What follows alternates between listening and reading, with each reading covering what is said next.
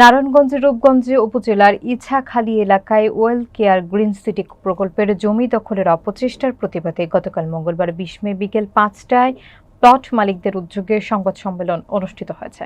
বিস্তারিত থাকছে মাকসুদুল হোসেন তুষারের প্রতিবেদনে। সংবাদ সম্মেলনে বক্তৃতা করেন জার্নালিস্ট ফাউন্ডেশন অব বাংলাদেশের চেয়ারম্যান গোলাম রহমান দুর্জয়, প্লট মালিক মতিউর রহমান, আরিফ হোসেন সহ আরও অনেকে।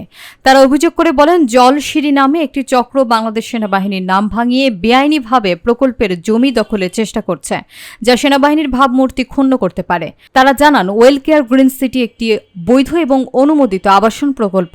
এখানে সরকারি বেসরকারি চাকরিজীবী, অবসরপ্রাপ্ত কর্মকর্তা, প্রবাসী এবং সাংবাদিক সহ সাধারণ মানুষ জমি কিনে বসবাসের স্বপ্ন দেখছেন। ইতোমধ্যে প্রায় ৪০০টি প্লট সাফ কবলা সম্পন্ন হয়েছে এবং আরও ১,০০০ প্লট প্রক্রিয়াধীন।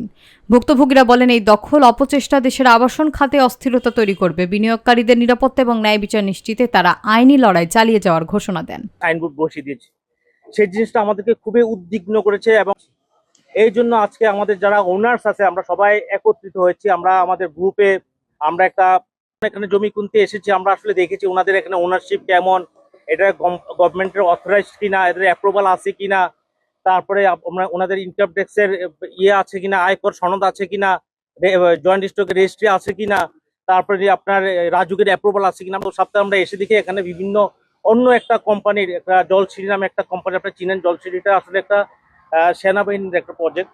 তো ওই সাইনবোর্ড দিয়ে আমাদের পুরো প্রজেক্ট ঘিরে ফেলছে।